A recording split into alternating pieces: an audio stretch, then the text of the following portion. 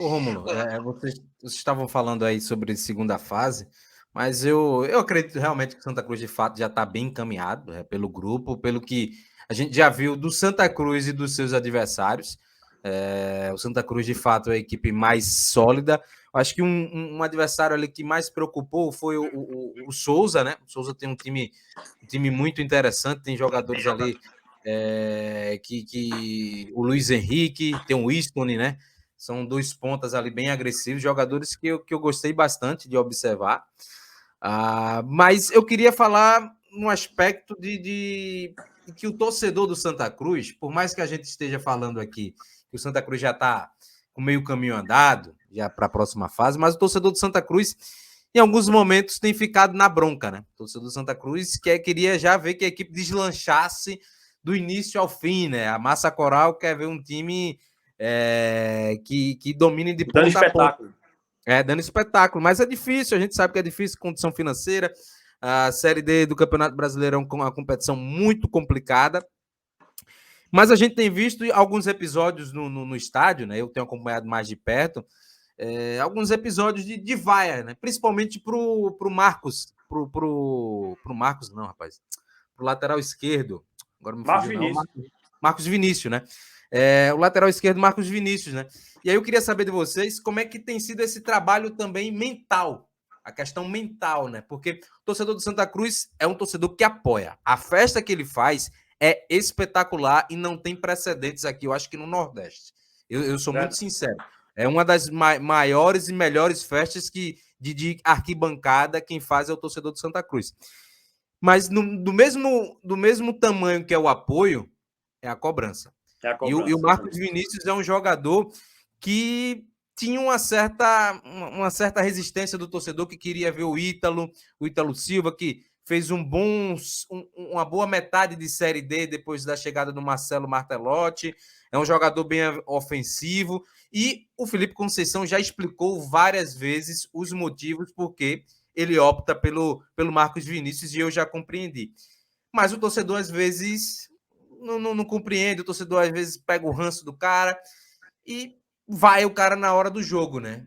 Queria saber de vocês como é que essa conversa com o Marcos Vinícius, tanto sua quanto do Felipe Conceição, para que o Marcos Vinícius esteja preparado mentalmente para lidar com essas questões adversas durante o jogo. O Marcos, Jonathan, o Marcos é um cara experiente, né? O Marcos tem 29 anos de idade, rodou muito ali pelo aquele eixo ali sudeste, ele é carioca, jogou muito ali no Rio. E o Marcos, ele estava sendo observado por nós, quando ele estava no Castanhal. Ele estava naquela equipe do Castanhal, que fez aquela excelente Série D o ano passado.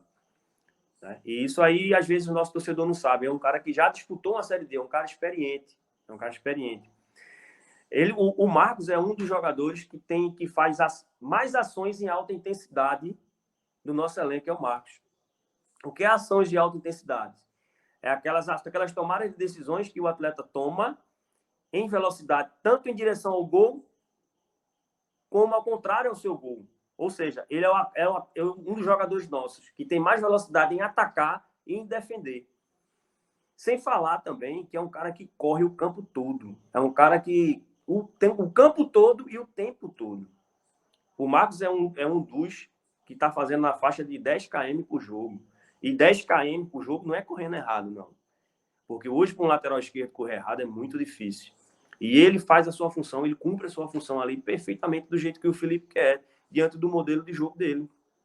E se você for analisar, fizer uma análise mais profunda, que você também é analista de desempenho, que eu sei, se você for ver a quantidade de jogadas que acontece do lado esquerdo nosso, são muito poucas. Defensivamente ele é muito seguro, né? Ele ganha muito bom. o duelo ele lá em cima, ganha por baixo também. Exatamente. Uma das dificuldades que nós tínhamos na época do Rani era que a nossa equipe era uma equipe muito baixa. E aí, quando o Raniel foi no mercado atrás do lateral esquerdo, a gente foi atrás do lateral esquerdo com a estatura e com o perfil do Marcos Vinícius. O Ítalo Silva é um excelente jogador, muito bom jogador. Mas ele não tem a altura que o Marcos tem, a imposição que o Marcos tem. Porém, ele também salta muito para atacar a bola. Tem uma bola defensiva interessante. Entende? Mas o Ítalo Silva veio de muitas contusões, passou um período de tempo contundido, E o Marcos vinha jogando e veio jogando bem, manteve a regularidade. Entende? Então, o nosso torcedor tem que ter esse cuidado e tem que ter essa cautela em vaiar, porque eles estão vaiando o Marcos, mas o Marcos é um cara experiente, é um cara que não sente.